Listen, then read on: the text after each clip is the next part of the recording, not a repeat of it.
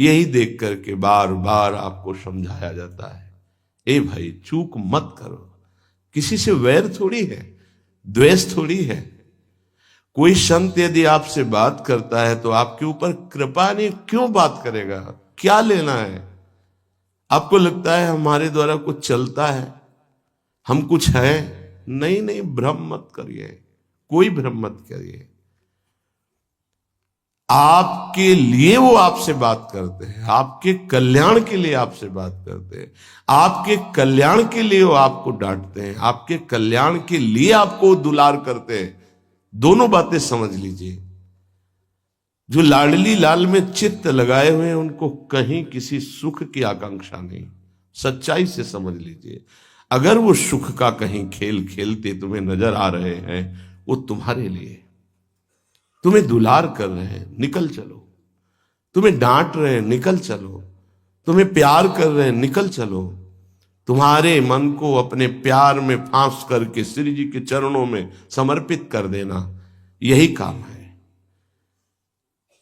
ये सब संतों का यही कार्य है। तुम्हारे संसार के प्यार में फैले हुए मन को समेटकर अपनी वाणी, अपने प्यार के बल से उसे प्रियालाल के चरणों में समर्पित कर देना। पर आपके अंदर ये चाह हो जाएगी, तभी आप उस प्यार को समेटने में सहयोग दे पाएंगे। मुझे अब इस ब्रह्मा के रचे हुए माया से मुक्त होना है, पर आप तो इन्हीं खिलौनों में राजी हैं। और जब इन खिलौनों से मन को हटाने की बात कही जाती है तो आपको बुरा लगता है। आपसे जिसे कहा जाता है कि अब आप ऐसे रहिए, मनो चिन्हारो नाय, तो आपको लगता है कि हमारे संबंधों में प्रहार कर रहे हैं।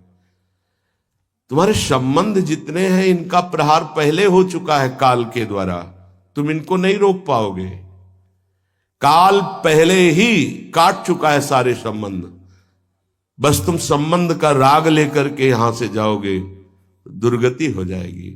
और संबंध को प्रियालाल के चरणों में समर्पित करके जाओगे तो सदगति हो जाएगी, अनुराग हो जाएगा।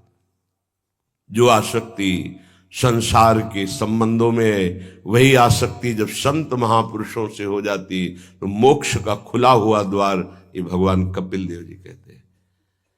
आप अपना अधिकार अपने में मत रखिए, गुरुजनों को दे दीजिए। अब हमारे जीवन की बागडोर आपके हाथ में है, आप जिस दिशा में चाहें ले चलें। हमारा केवल आपकी आज्ञा पालन करना कर्तव्य। तो कह रहे कदापि चिन्मयादुपरि चेत स्पृहा रोहिणे। यदि तुम्हें इस चेतन अचेतन जगत से मुक्त होने की इच्छा जागृत हो गई है तो पहला, स्नेह का संबंध किसी से मत रखिए।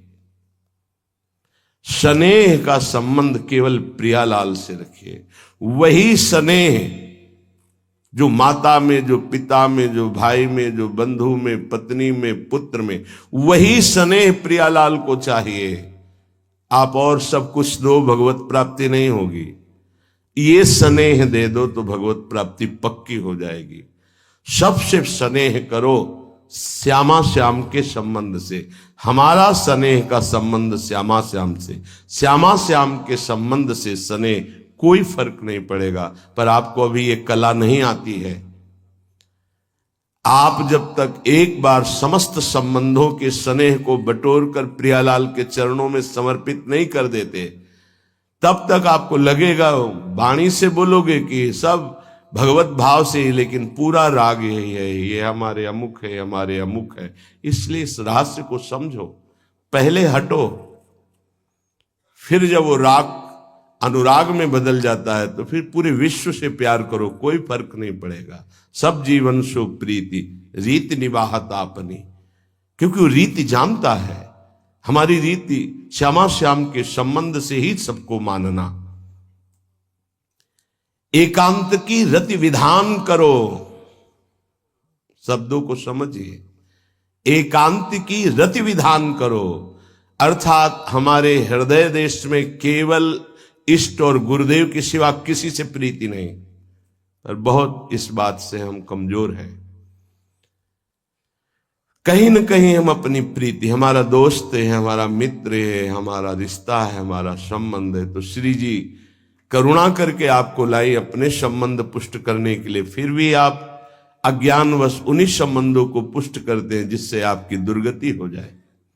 जो आपके, अरे एक हिरन के बच्चा के संबंध ने एक जन्म नष्ट कर दिया, फिर और किसकी बात करें। इसलिए एकांत की रति विधान करो। एकांत की आपकी रति हो चुकी है, इसका परिचय आपके सामने भारी विपत्ति आई, मन केवल श्री जी में, भारी संपत्ति सुख संपदा केवल श्री जी में मन, यह है एकांत की रति। अब उसको कोई विचलित नहीं कर सकता। जहां विषयी जन रहते हैं, विषयी जन संभाषण करते हैं, उस स्थान में, उस भीड़ में, उन लोगों के बीच में अरुचि हो जाना। रतिम मदन मोहने विदधताम तदेकांतिकीम। एकांत की भक्ति, विरति, जन समुदाय, प्रपंच भाषण करने वाले, इनसे संबंध नहीं। ना संतु जनतापने प्रतिवसंतु वृंदावने। जनता अर्थात केवल विषय प्रपंच की वार्ता करने वाले, तापने, हृदय में ताप पैदा हो उनके संग नहीं, मुझे संग नहीं, कोई भी हो, प्रिया प्रीतम से तुम्हें मतलब नहीं, उनकी चर्चा से मतलब नहीं, उनके संबंध से मतलब नहीं, तो हमारा आपसे क्या संबंध। देखो, जगत के संबंध प्रियता दिखा करके भोग सामग्री दे सकते हैं, धन दे सकते हैं, व्यवस्था दे सकते हैं, पर प्रियालाल की प्रीति नहीं। पूज्य श्री रघुनाथ दास गोस्वामी जी जब अपने गृह का त्याग करके महाप्रभु चैतन्य देव की शरण में गए, तो 2-3 दिन जो महाप्रभु को भिक्षा आती थी उसी से महाप्रभु दे देते थे। उनको लगा कि नहीं, जीवन जब महाप्रभु को समर्पित है तो हमको जीने का ढंग सीखना चाहिए, कैसे हम विरक्त होकर के जिए। इतने में घर से भेजे हुए बहुत से सेवक, रुपया, सामग्री, रसोईया सब आ गया, क्योंकि बहुत बड़े धनी थे उनके पिताजी, और पिता के भाई दोनों के बीच में एक लाड़िले पुत्र थे पूज्य श्री रघुनाथ दास गोस्वामी, जिनकी समाधि राधा कुंड में विराजमान है। अब सुंदर सुंदर पकवान, भोग सामग्री घर के भेजे हुए रसोइये सब बनाते, प्रभु को भोग लगता, महाप्रभु चैतन्य देव को भी। और फिर विचार किया, क्या ये माता पिता के द्वारा दी हुई सुविधा वैराग्य में कलंक नहीं है? मेरा जीवन प्रभु के लिए, क्या मैं प्रभु आश्रित नहीं जी सकता? जब विरक्त हो गया तो माता पिता के द्वारा दी हुई भोग सामग्री से जीना निषेध है। प्रवृत्ति और निवृत्ति 2 मार्ग हैं। प्रवृत्ति मार्ग में स्वयं अधिकार हो जाता है पुत्र और पुत्री का माता पिता की संपत्ति पर, निवृत्ति मार्ग में नहीं, स्वीकृत नहीं है। निवृत्ति मार्ग में स्वीकृत नहीं। जिसने इस स्वीकृति को स्वीकार किया वो कच्चा ही बना रहता है पूरे जीवन, पक्का वो कच्चा बना रहता है। ये दृढ़ बात समझ लीजिए। आज तक इतिहास है विरक्तों का। निवृत्ति मार्ग पर अगर वैराग्य ले लिया तो माता पिता के द्वारा उसका भरण पोषण कभी नहीं हुआ। आप पढ़ करके देख लीजिए, चाहे कोई भी हो, किसी भी मार्ग का हो। जब रत्नावती जी ने, उनके लिए चिट्ठी आई, पुत्र ने भेजा कि पिता ने सभा में मुंडी का पुत्र कह के कहा, मतलब सन्यासिनी का पुत्र कह के, माता हमारी इस नाम की रक्षा करना। ये हुई चिट्ठी पढ़ी तो महल छोड़ दिया उसी समय, और नाई को बुलवाया, अपने जो राजरानी के बाल थे उतरवा दिया, और संत सभा में बैठ गए। आज से कहा राज अन्न का त्याग। अब ग्राम नगर के द्वारा दी हुई भिक्षा के द्वारा भरण पोषण होगा, इस राजा के द्वारा दिए हुए नहीं। और पति थे माधव सिंह। जब ये बात सुनी तो उनको भयंकर क्रोध हुआ। मेरे सामने मेरी पत्नी, मेरा इस तरह का अपमान, मारने का प्रयास किया, निष्फल है। अंततो गत्वा, चरणों में हाथ रख के माथा रखा है, पढ़ के चरित्र देख लेना। नहीं इनके महल में रहूंगी, नहीं इनका भोजन पाऊंगी। विरक्त होकर के माता पिता के द्वारा भरण पोषण होना एक बार एक भिक्षा के लिए तो अनुमति है।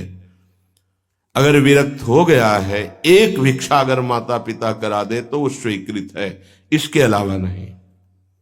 आप चरित्रों को पढ़ के दे, सिद्धांत से नहीं चलोगे तो 4 दिन बाद फिर उसी में आ जाओगे। जब हम विरक्त हो गए, पूरे विश्व का भरण पोषण प्रभु करते, तो मेरा नहीं करेंगे क्या? आज अगर कोई जुड़ा है तो वैराग्य और भगवत प्राप्ति के लिए जुड़ा है। हमारा संबंध संसारिक नहीं, भागवतिक। जिस मार्ग में हम हैं उस मार्ग में। रघुनाथ दास गोस्वामी को 2-4 दिन हुए, फिर अंदर आग लग गई, नहीं पिता के द्वारा दिए हुए वैभव को नहीं भोगना, वापस। अब कैसे जिए? जहां सिंहपौर पर जगन्नाथ जी के सब भिक्षुक खड़े होते थे, उन्हीं के बीच में खड़े हो गए। अब जो बांटते हैं तो उनका स्वभाव है लेने वालों का दौड़ दौड़ कर आगे लेना। कभी कभी मिलता, उनको शांत खड़े रहते तो पा लेते, नहीं मिलता प्रसाद तो भूखे रह जाते।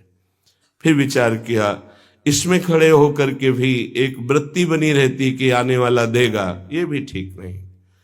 एक जगह अन्न क्षेत्र में अन्न बंटता था, वहां से जाके लाने लगे।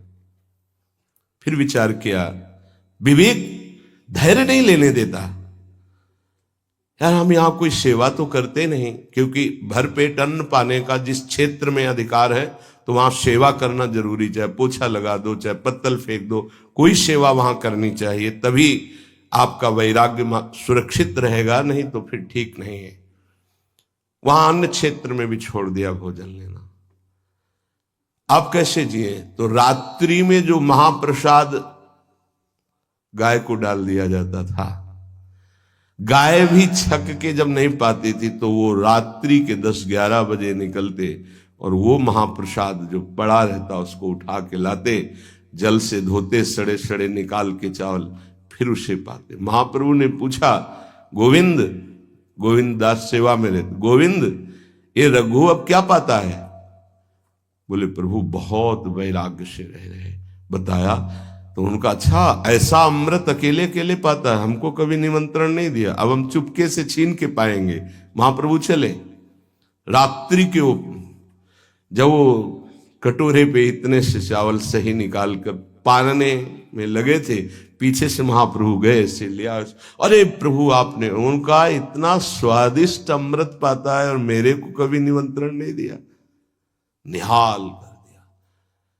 उनके लिए आया सोवत हु रसना रटे राधा कृष्ण सुनाम। वो जब सोते थे तो उनकी जबान से राधा कृष्ण राधा कृष्ण राधा कृष्ण।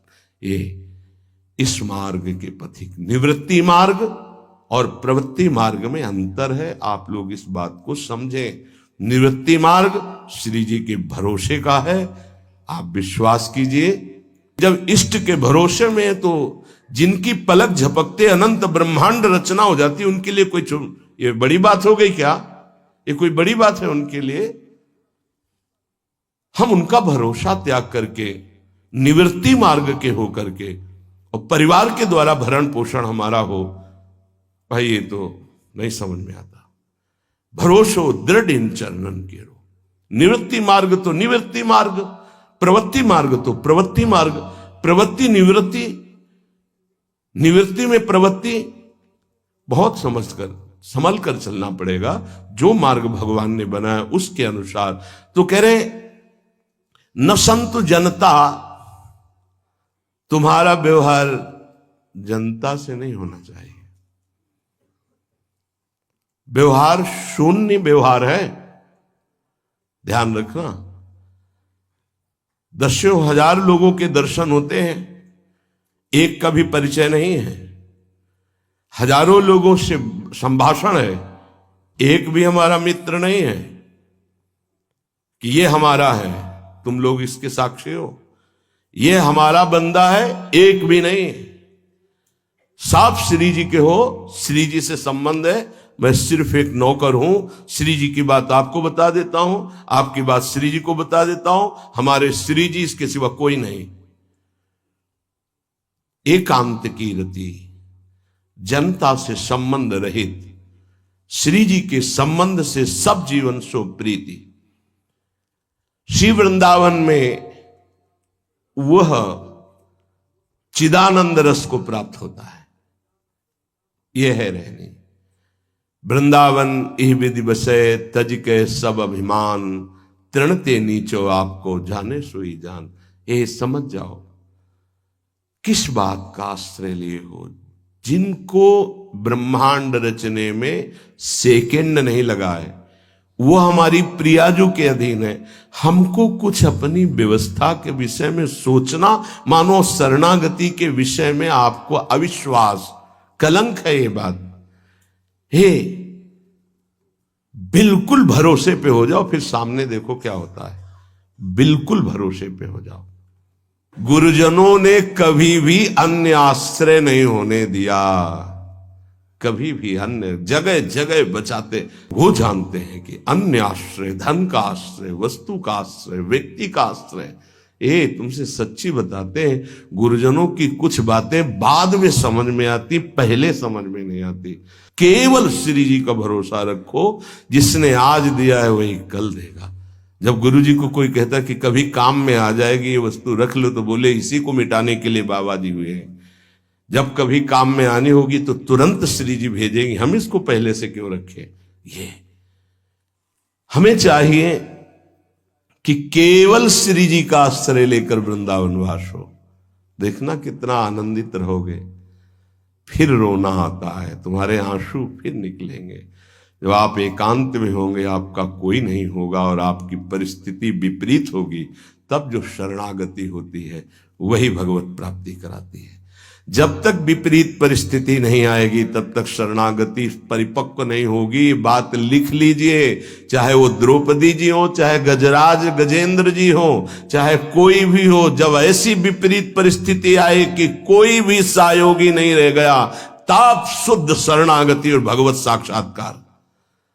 उस दिन के लिए तैयार रहो और मांगो कि हमारी आसक्ति का नाश करने के लिए परिस्थिति ऐसी दे दो प्रभु कि सिर्फ आप पर दृष्टि हो, सिर्फ आप पर, ना कोई हमारा, ना हम किसी के, सिर्फ आप। मेरे तो गिरधर गोपाल, दूसरों न कोई।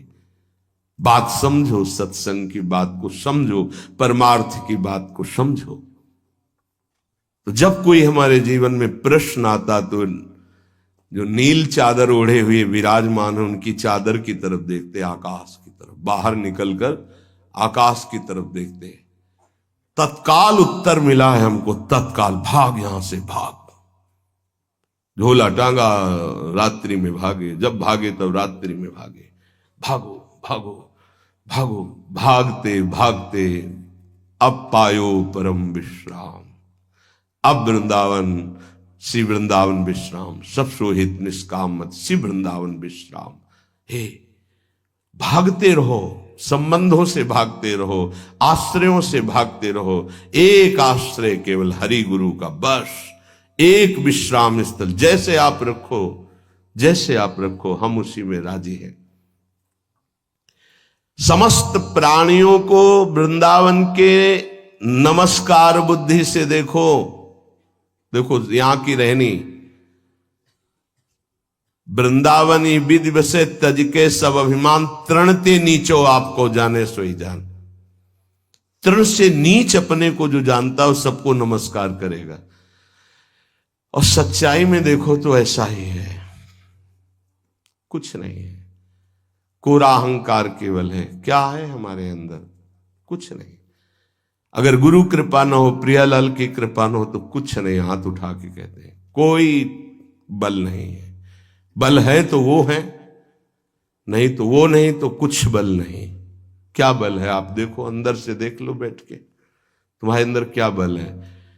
फिसल कर गड्ढे में गिरने का तो बल है, लेकिन गड्ढे से निकलने का बल तो नहीं है। फिसलने में क्या बल? फिसल कर गिरने का तो है, लेकिन गिर के संभलने का बल ये केवल गुरु का बल है, ये केवल इष्ट का बल है। इसलिए श्री धाम वृंदावन का आश्रय और वास स्वीकार करो।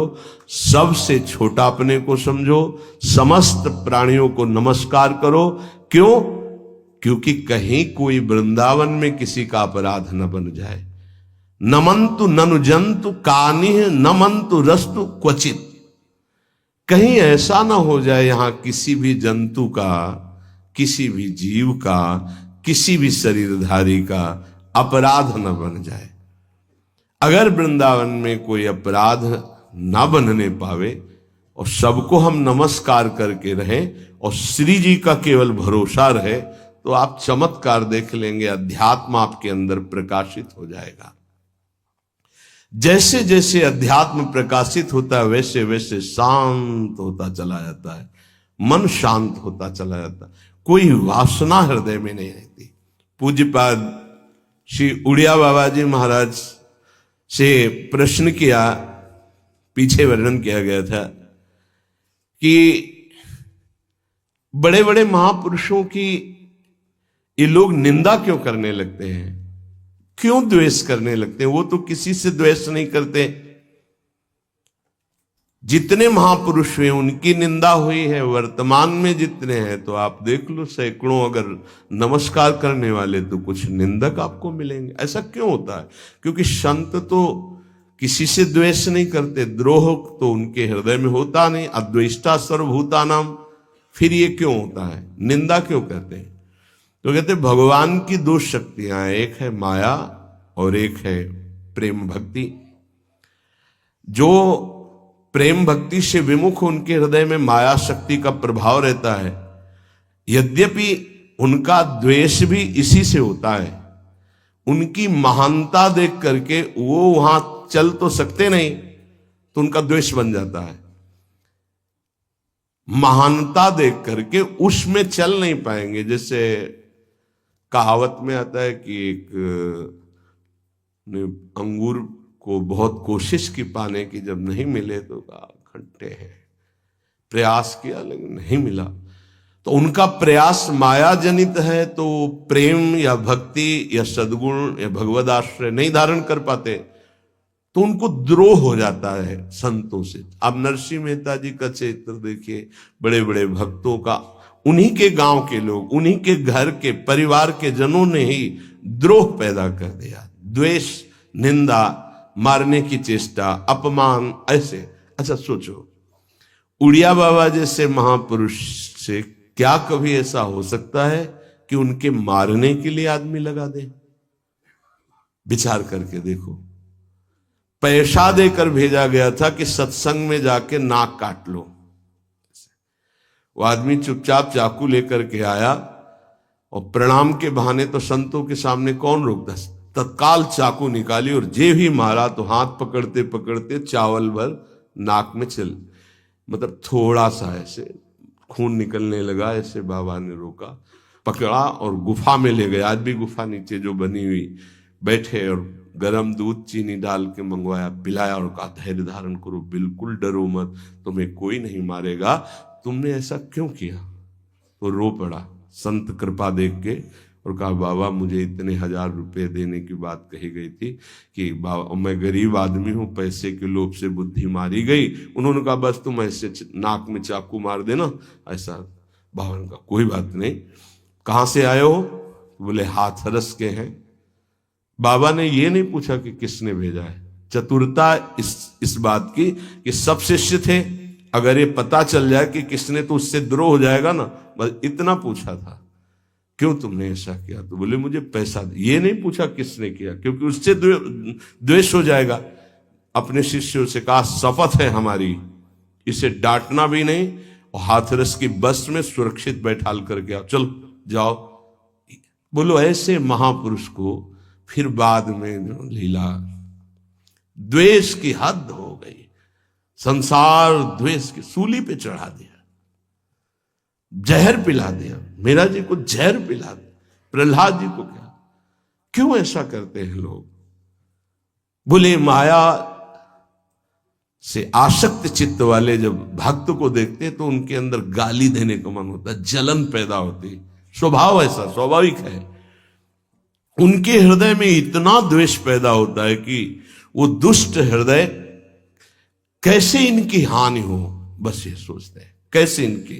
बड़ा विचित्र खेल है। इस संतों के साथ क्यों? पलटू बाबा को अयोध्या में झोपड़ी में ही आग लगा दी आसपास से। ऐसा ऐसा क्यों होता है? तो बोली माया शक्ति कि जिसके हृदय में माया का प्रभाव, मलिन हृदय होता है, वो संतों से स्वाभाविक द्वेष करते हैं। जो कि द्वेष के पात्र नहीं है, वो किसी से वो द्वेष नहीं करते। एक संत आप चरित्र उठा करके देखो, संतों से द्वेष करने वाले प्रत्येक महापुरुष के जीवन में देखा गया कि द्वेष करने वाले, और कोई कोई तो उन्हीं के पार्षदों के रूप में द्वेष करने लगे, उन्हीं के पार्षद बनकर उनकी खिलाफत करने लगे और उन्हीं के पार्षदों के द्वारा उनको सूली पर चढ़ाया गया। बड़ा विचित्र माया का खेल है। इसी से वो भक्तों की निंदा करते हैं और भक्तों से द्रोह करके अपना सर्वनाश कर लेते हैं। तो क्या इससे बचा जा सकता है? यदि भगवान का नाम जप करने लगे, भगवान का आश्रय ले ले, तो दृष्टि बदल जाएगी। आप देख लेना, दृष्टि बदल जाएगी। नाम जापक सहृदय होता है, वो घोर पापी पर भी प्यार करता है। लोग समझते नहीं उनके हृदय को। घोर पापी को भी वो प्यार करके भगवान से मिलाना चाहते हैं। यदि आप नाम जप करते हैं तो आप बच सकते हैं, नहीं संत द्रोह की वृत्ति अंदर पैदा हो जाएगी। ये माया है। ये जहां किसी महापुरुष का यश सुन तो वही निंदा शुरू कर देता है, क्योंकि माया उसका पतन कराती है और भक्ति उत्थान कराती है।